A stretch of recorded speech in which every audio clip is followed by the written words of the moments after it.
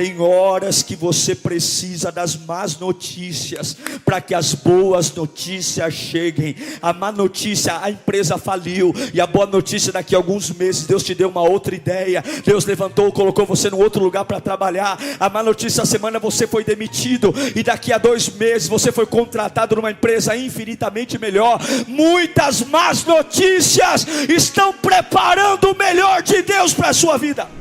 Eu quero falar sobre sarar rapidamente. Nós estamos vivendo um tempo muito rápido. A gente pisca e já é final de semana de novo. A gente acorda, já é quase a hora de dormir. É impressionante a velocidade do tempo e como o dia não rende mais como antes. Ah, mas é a tecnologia. Não é. A própria ciência tem dito que a rotação da Terra tem sido mais rápida, trazendo um abreviamento dos dias. A grande questão é que, com o maior número do dinamismo do tempo, a velocidade do dia, a sua velocidade em se curar também tem que ser maior. Se o dia é mais rápido, se as informações são mais rápidas, se a cobrança é mais rápida, se as oportunidades aparecem de forma mais rápida, você não pode ser uma pessoa lenta para se curar. Você não pode ser uma pessoa morosa para cicatrizar. Você não pode demorar muito tempo no ranço. Muito tempo, porque não dá mais tempo para esperar. Então, Deus falou para mim exatamente isso. Ministre sobre. Eles precisam deixar serem sarados rapidamente. Eles precisam deixar serem sarados rapidamente. Na prática é fácil. Na teoria é fácil, na prática é complexo. Então, abra sua Bíblia em 2 Samuel, capítulo 12, versículo 15. Segundo livro de Samuel, é uma mensagem muito conhecida, já preguei algumas vezes. 2 Samuel 12, 15. Diz assim a Sagrada Escritura: depois que Natã foi para casa, o Senhor fez adoecer o filho que a mulher de Urias dera a Davi. Versículo 16. E Davi implorou a Deus em favor da criança. Ele jejuou, e entrando em casa, passou a noite deitado no chão.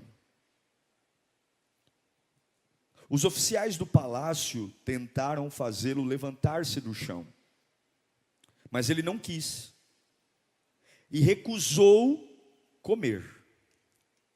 7 dias depois, a criança morreu.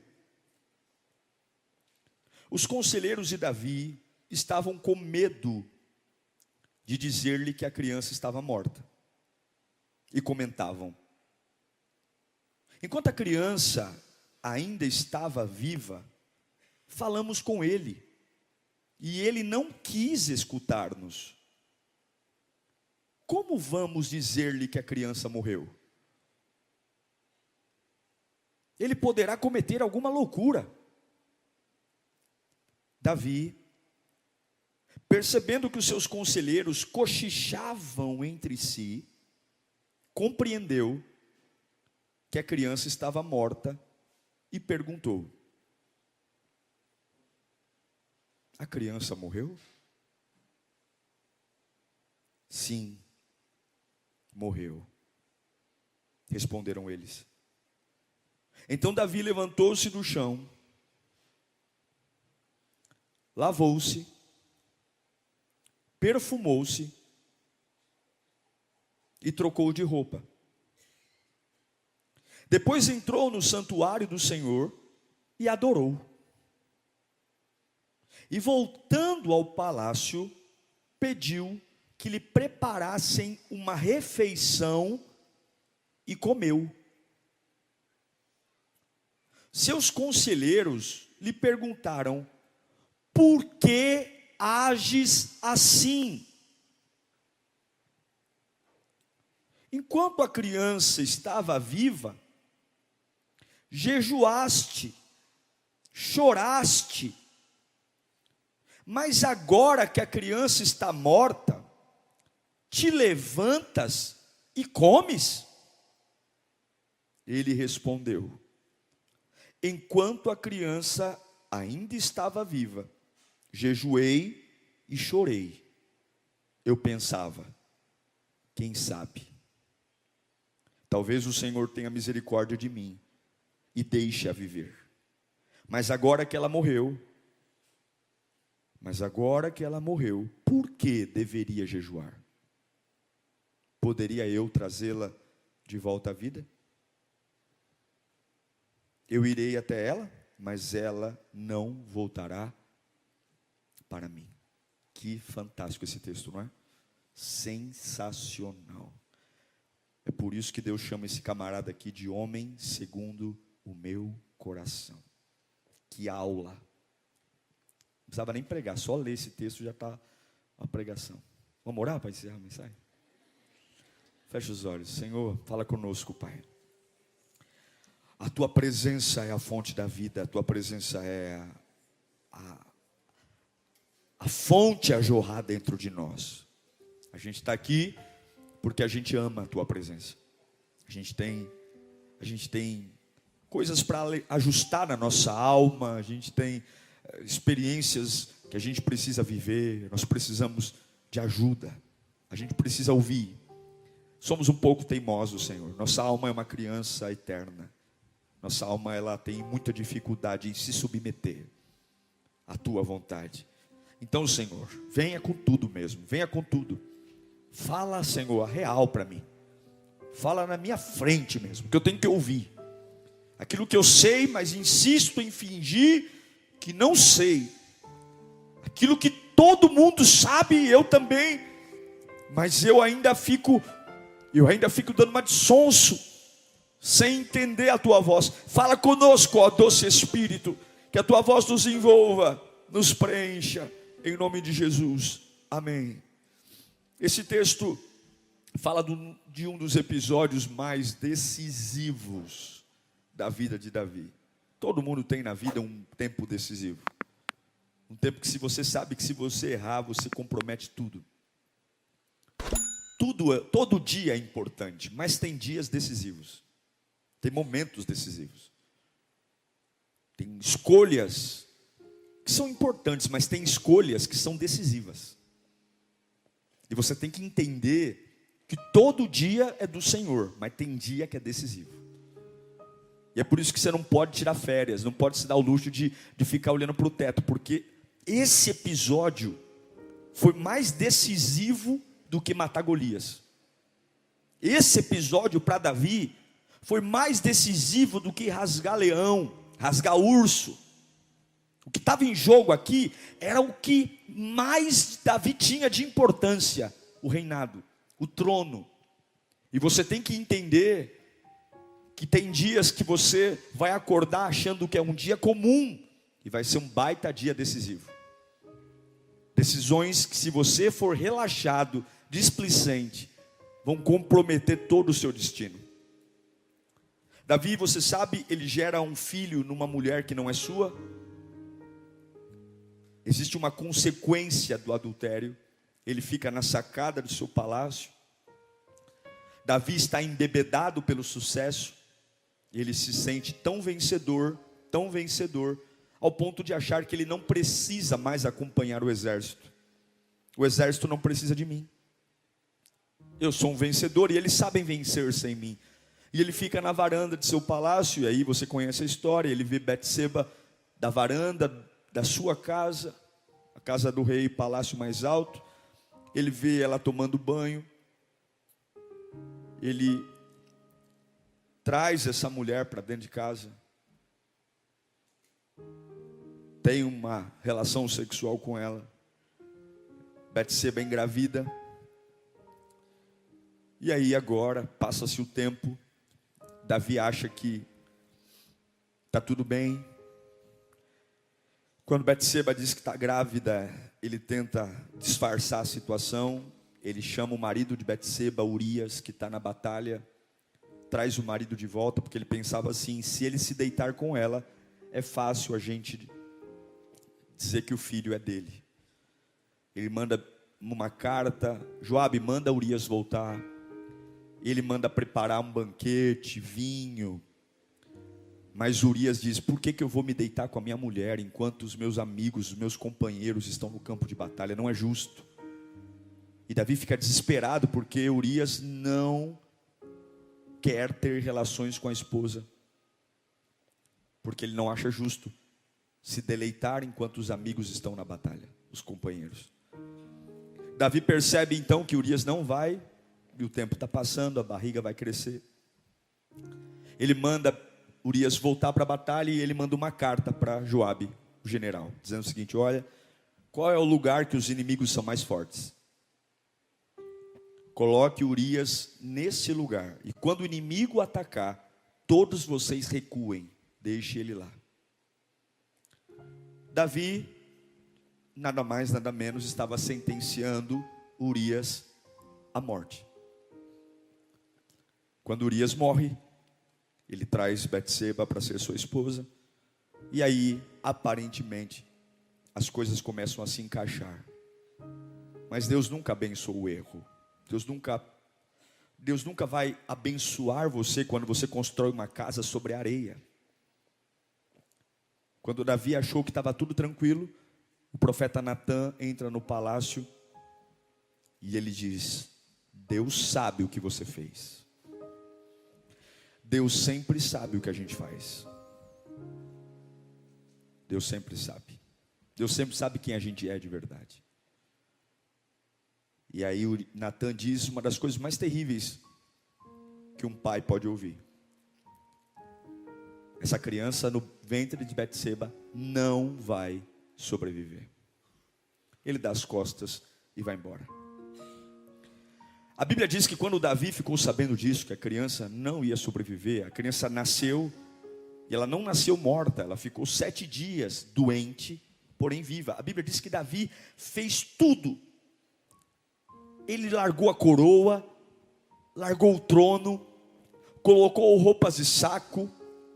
Você fica nu e se veste de saco. A ideia do pano de saco é a ideia de você não descansar, não dormir, porque o pano de saco não permite transpiração. E você está nu, como se fosse um saco de estopa, pinica, coça. A ideia é que ele ficasse totalmente desconfortável. Ele não come, ele não bebe, ele fica deitado no chão. Ele se desconfigura de rei, porque ele queria chamar a atenção de Deus. Ele queria dizer: Deus, reverta essa sentença. Por favor, não deixa meu filho morrer. Mas não adiantou nada. No 7º dia, como Natã havia profetizado, os servos estão apreensivos porque o rei está em estado deplorável. Não come, não dorme, não bebe, não se lava. E a criança está doente. E agora a criança morreu. Imagina o que vai ser dele. Ele vai pular da sacada do palácio. Ele vai se matar. E agora os servos estão com medo de contar para Davi que a criança, que desesperadamente ele está orando, jejuando, se sacrificando, há um medo de uma reação.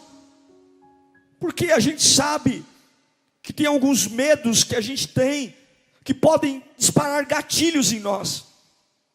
Todos nós temos medo de alguma coisa. E a gente fica assim apreensivo, que não aconteça, porque se acontecer, eu não sei o que será de mim.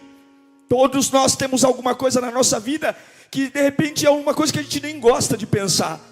Quando a conversa começa a se caminhar para aquela direção, a gente fala: gente, muda de assunto, porque eu não sei quem eu seria, se isso acontecesse comigo. E agora os servos estão extremamente preocupados, e Davi nota os servos cochichando, e ele vai até ele, e pergunta: a criança morreu? E eles respondem: sim. E agora acontece algo surpreendente, inexplicável. Davi pede roupa, banho, comida e volta para a casa do Senhor.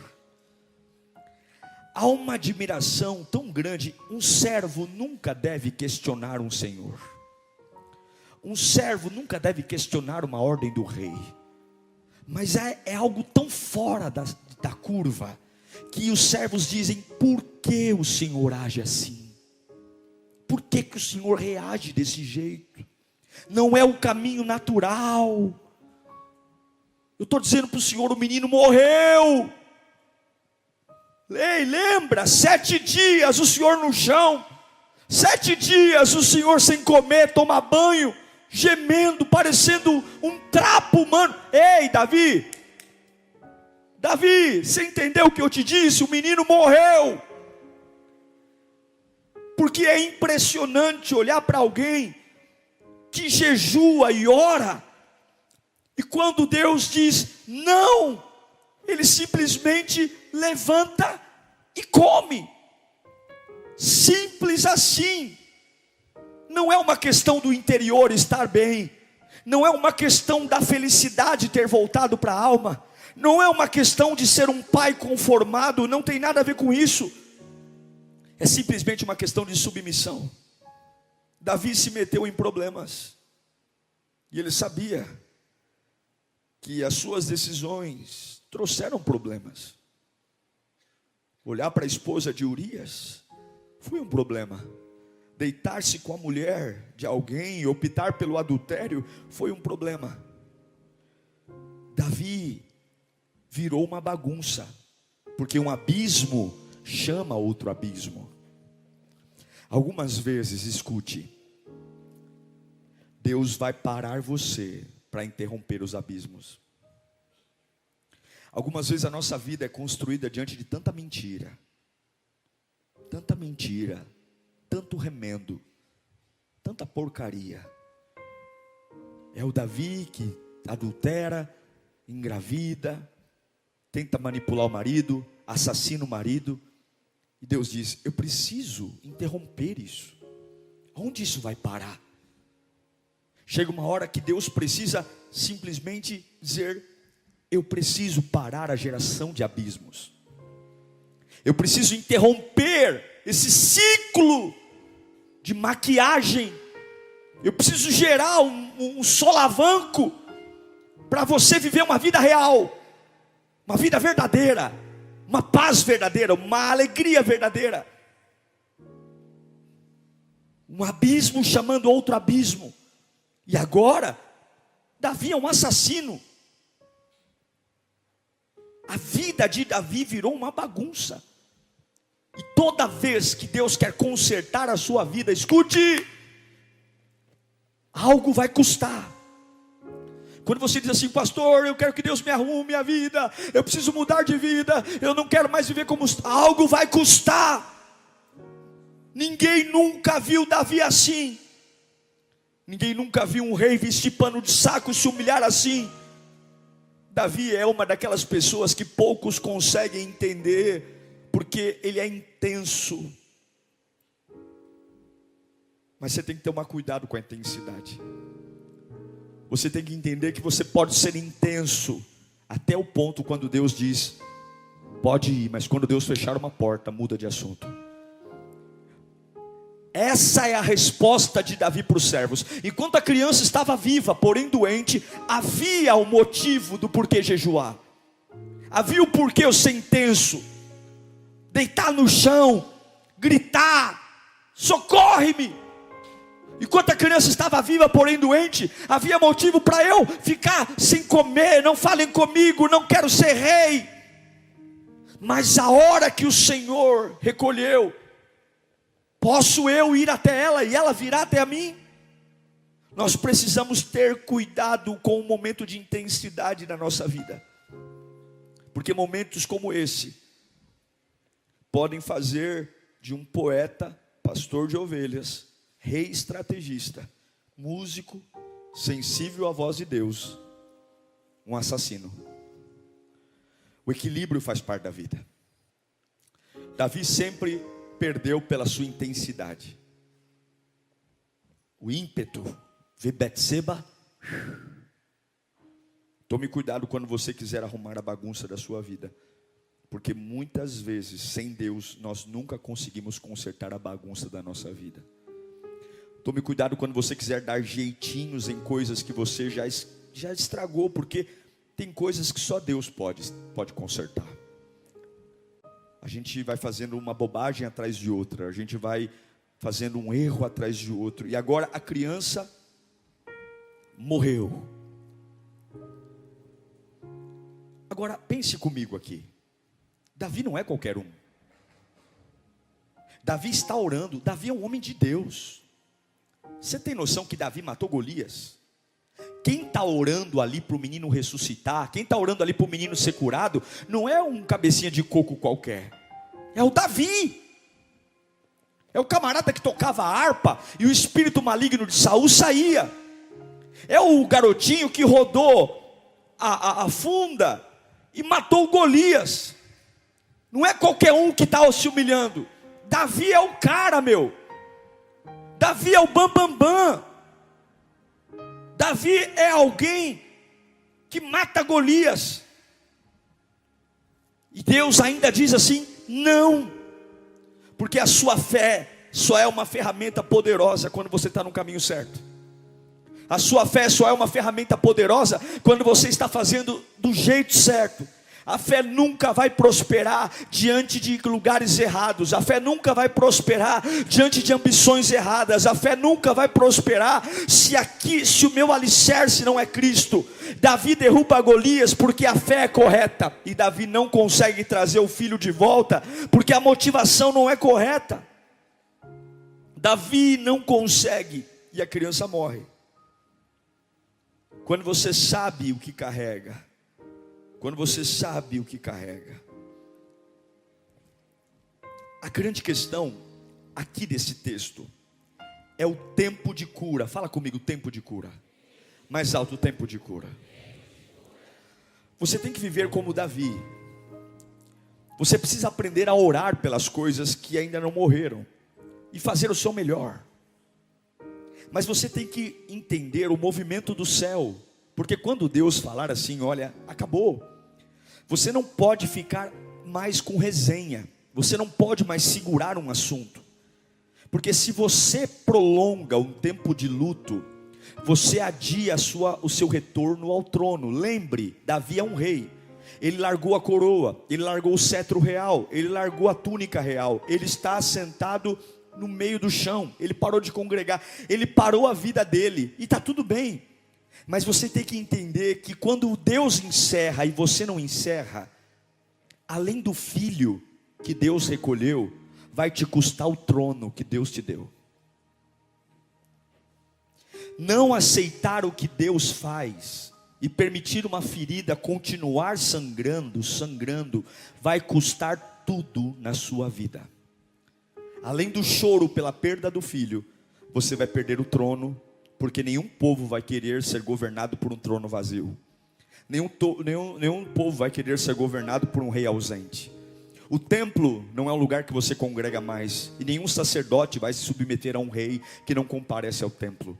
Ao longo do tempo, como uma cascata de dominó, se você se nega a ser curado, aquilo que doeu começa a derrubar outras áreas da sua vida. O trono está ameaçado, o sacerdócio está ameaçado, e de repente aquilo que era para ser um tratamento de Deus, começa a ser a grande responsável por uma tragédia coletiva da sua vida. Você começa a enlouquecer, você começa a ficar com depressão, você começa a querer sair da igreja, você começa a querer abrir mão dos amigos, você começa a beber, você começa a fumar, porque você não sabe encerrar e ser curado quando o próprio Deus diz não. Agora aprenda uma coisa: se a Bíblia diz que todas as coisas contribuem para o bem daqueles que amam a Deus, e todas as coisas são tantas as coisas, você tem que enxergar que existe o amor de Deus até mesmo quando você é contrariado. Existe o amor de Deus até mesmo quando ele para o coração de um filho. Existe o amor de Deus, e eu vejo Davi mostrando essa submissão de um jeito único. Esse amor, essa entrega. Quando a criança morre, ele diz: eu vou voltar a viver. Eu me levanto e como. Não sei como a comida vai descer. Davi nos dá uma aula sobre a fé que não se debruça sobre um caixão. Davi nos dá uma aula sobre uma ferida, que rapidamente se faz um curativo e se retoma a vida. Não é alguém insensível, não é alguém que não é capaz de ter dor. Ele simplesmente entende qual é o fluxo do céu, e o fluxo do céu é o meu fluxo. Eu não posso entrar em conflito com o que Deus está fazendo. E eu quero dizer para você que notícias ruins vão chegar a todo momento. Eu quero dizer para você que más notícias vão chegar. Eu quero dizer que eu apertei a mão de um camarada, e até eu assinar esse contrato, pode ser que ele mude de ideia. E eu estou preparado para tudo. Porque a gente não pode ser tolo. A vida eterna é muito maior do que essa vida humana. Deus está nos preparando para ir para Ele, e Ele vai mexer as peças do tabuleiro, para finalmente os abismos da minha vida pararem. Porque olha o que eu fiz comigo: adúltero, assassino, mentiroso. Os abismos doem, mas os abismos estão me levando para a origem, estão me acordando. Todos sempre querem boas notícias, mas tem hora que nós precisamos de más notícias para que as boas notícias cheguem. Tem hora que você precisa das más notícias para que as boas notícias cheguem. Eu vou dizer de novo: quem sabe essas más notícias que você está ouvindo hoje serão as responsáveis das grandes boas notícias que você vai receber amanhã. Levanta a mão para cá. Tem horas que você precisa das más notícias para que as boas notícias cheguem. A má notícia: a empresa faliu. E a boa notícia: daqui a alguns meses Deus te deu uma outra ideia. Deus levantou, colocou você num outro lugar para trabalhar. A má notícia: a semana você foi demitido, e daqui a 2 meses você foi contratado numa empresa infinitamente melhor. Muitas más notícias estão preparando o melhor de Deus para a sua vida. Muitas. E não adianta fingir que está tudo bem. Tem hora que a gente precisa de uma notícia: acabou, morreu, terminou. E quando chega a notícia que a criança de fato morreu, esse camarada renasce. Ele não morre, ele não se mata, ele não toma veneno, ele não pede chumbinho, ele simplesmente reagiu de um jeito que ninguém achou que fosse possível. Já pensou se a sua fé te faz reagir de um jeito que ninguém imaginou que fosse possível? Você já imaginou onde o nome de Jesus chegaria quando as pessoas veem você reagindo de um jeito que todos sabem que não é possível ter essa reação? Você já imaginou quantos estudiosos viriam falar com você quando você simplesmente reage de um jeito que ninguém achou que fosse possível reagir? Você já imaginou onde o seu nome chegaria? Algumas pessoas só erguem-se quando Deus abre a porta. Outros só glorificam quando recebem vida. Mas quando você é inteligente, seja inteligente. Quando você é inteligente, você adora quando Deus fecha. Quando Deus põe um caixão na sua frente. Quando você agradece: obrigado por essa porta fechada, obrigado por esse falecimento, obrigado. Aí todos vão dizer: eu nunca vi alguém reagindo desse jeito. Em toda a minha vida eu nunca vi alguém tratar essa situação desse jeito. E nunca vi alguém voltar a comer, alguém voltar a tomar banho. Alguns vão dizer que você é insensível, alguns vão dizer que você nunca amou, alguns vão dizer que na verdade vão julgar teu sentimento. manda lamber sabão, só esteja alinhado com aquele que te fez. Davi está nos ensinando a lidar com a decepção, Davi está nos ensinando a lidar com o luto, Davi está nos ensinando a nos dar com quando a gente perde, quando um perdedor, como é que um perdedor faz, como é que um perdedor reage, como é que uma pessoa que tinha tudo para passar e não passou, como é que a gente lida com as portas fechadas, como é que a gente lida. Eu quero dizer para você, o bebê morreu, Deus não respondeu Davi do jeito que ele queria. Sua fé está preparada para isso, sua fé está preparada para isso. Ele orou, jejuou, se humilhou, e Deus disse: não, você aguenta isso? Não.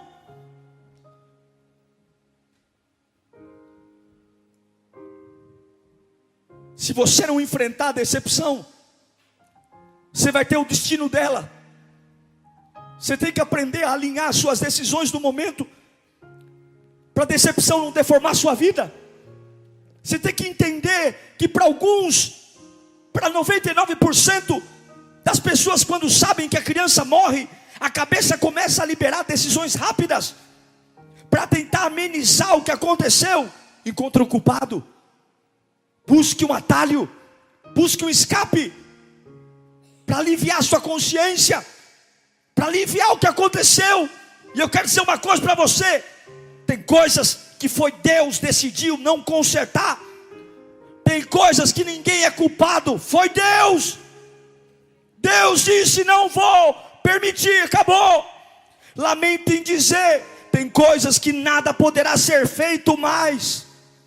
E eu sinto muito. Aí você fala assim: então foi em vão, o meu tempo de busca não foi em vão. Não, porque Deus tratou você, Deus renovou você. Mas quem manda não é a sua oração, quem manda é a vontade do Rei dos Reis, Senhor dos Senhores.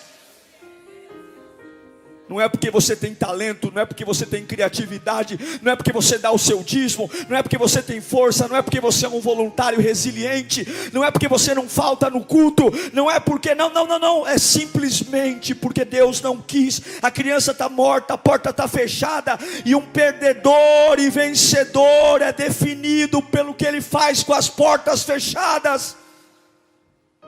Sabe quem você é? Olhe-se nas portas fechadas. Em nome de Jesus, mude a sua mente. Alguns aqui estão abraçados a caixões mortos. Alguns aqui estão casados com defuntos. Alguns aqui estão rodeados de más notícias.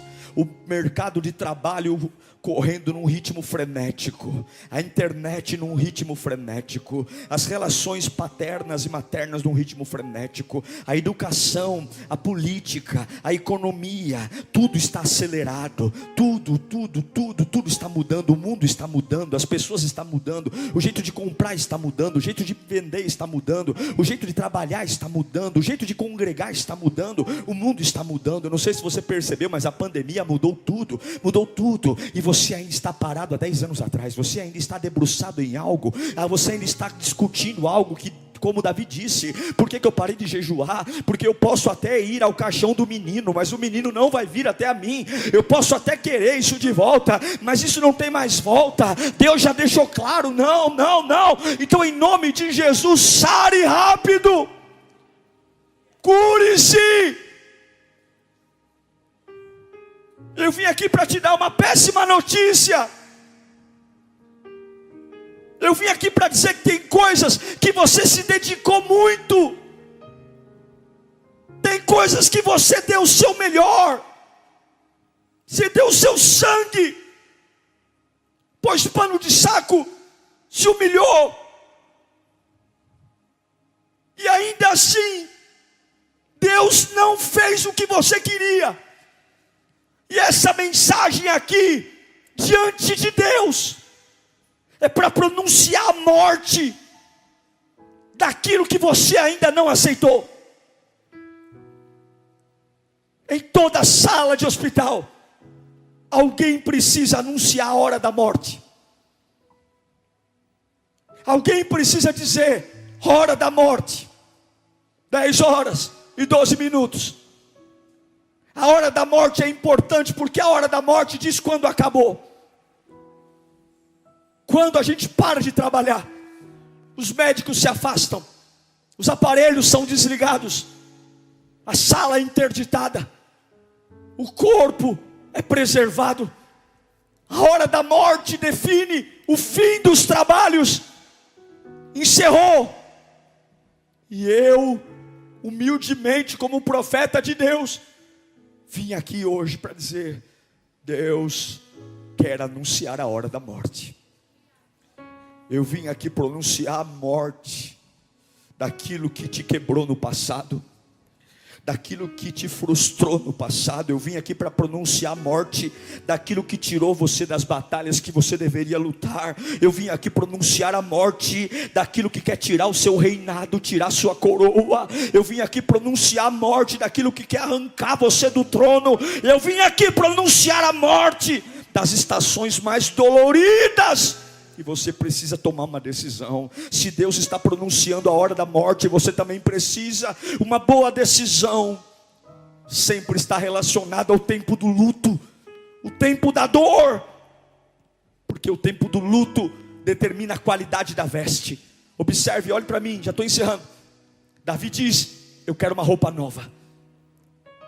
Davi diz: me tragam água, eu preciso hidratar a minha pele, eu preciso lavar o meu rosto, eu preciso mudar esse cheiro, eu estou fedendo, eu estou há 7 dias sem tomar banho, e tem gente aqui que está há anos, não se cuida, não se olha, não sabe o que é adorar, come da mão dos homens. Você tem que entender que a dor tem hora para começar e tem hora para terminar, e a decepção sempre estará ao seu lado. Morreu, comunica ao inferno: eu não vou surtar, eu não vou enlouquecer, mas o meu interior está só o bagaço,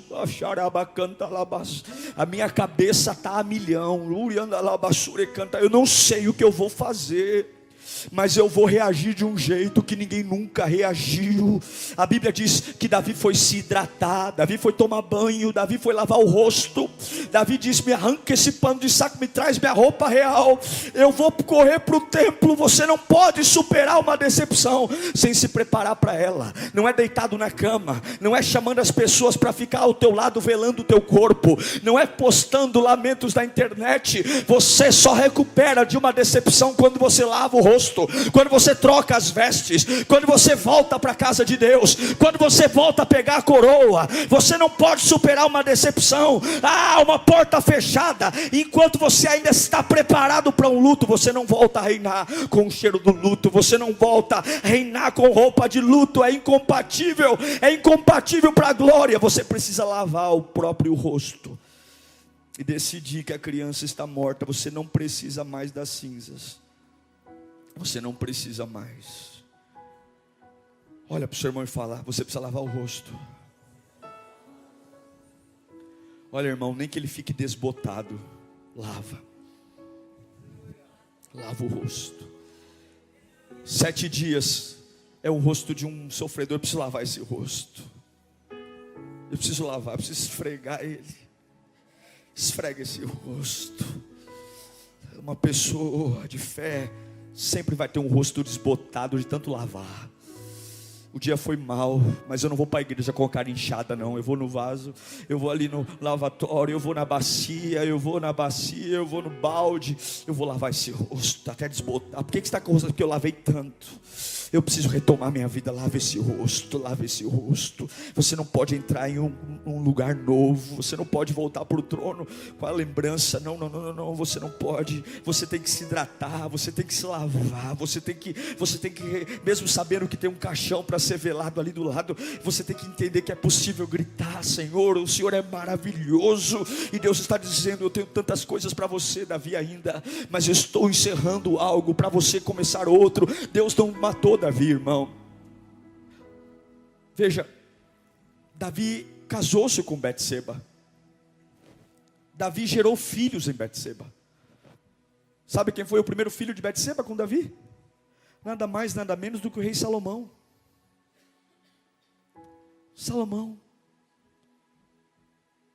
foi o filho do ventre que Deus primeiramente recolheu. Deus não está terminando com você. Deus está só ajustando você. Deus está destruindo um ciclo de abismos para te dar uma nova vida. E se você não aceitar o que Deus fez, você vai perder o trono, você vai perder tudo. Vai perder tudo. Tudo.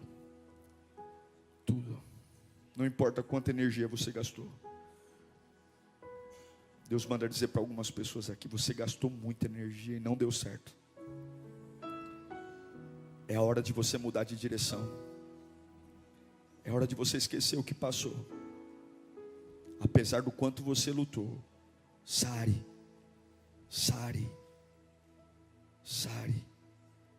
Eu sinto que uma porta está prestes a se abrir na sua vida. Se você lavar o rosto, uma porta está prestes a abrir na sua vida. O professor Davi nos dá uma aula de que um erro pode até fechar uma porta, mas se você souber reagir quando a porta fecha, Deus sempre te dará uma nova porta. Um erro pode ter feito você perder algumas coisas, mas se você lavar o rosto depois do seu erro, Deus nunca vai desistir de você. Eu sei que isso não faz sentido. Eu sei que ouvir uma palavra dessa parece que a gente é louco. Quem é que bebe, vive, quando você tem um defunto ao lado?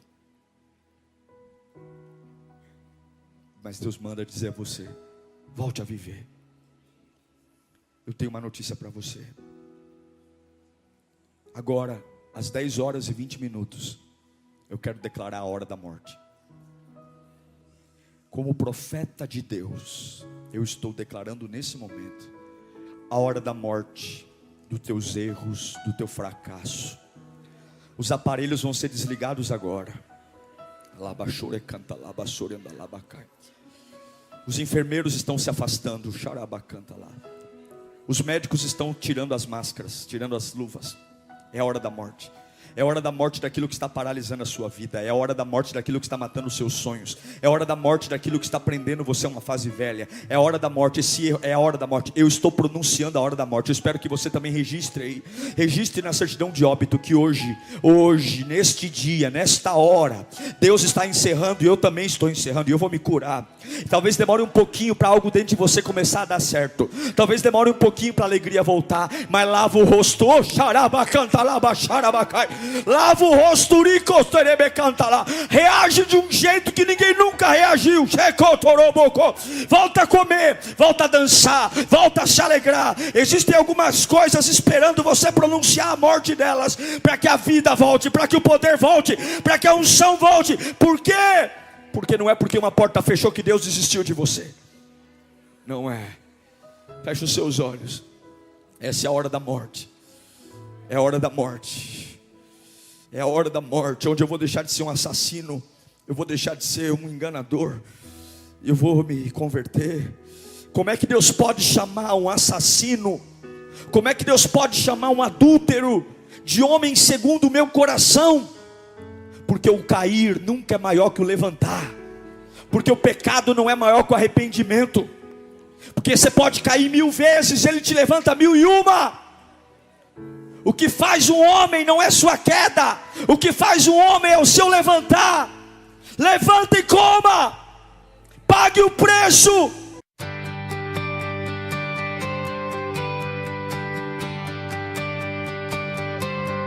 I don't carry trophies from my past, just quiet nights that didn't last. Every step I learned alone, every road that made me grow. I don't shine from perfect days, I shine from finding better ways. Every fall I couldn't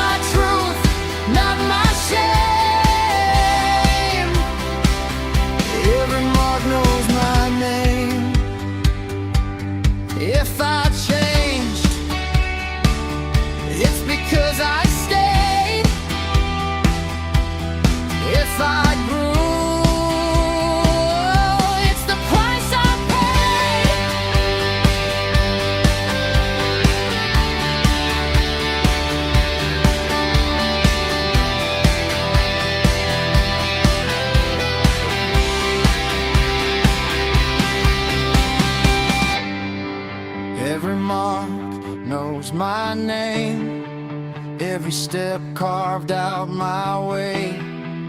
I'm not less for what I face.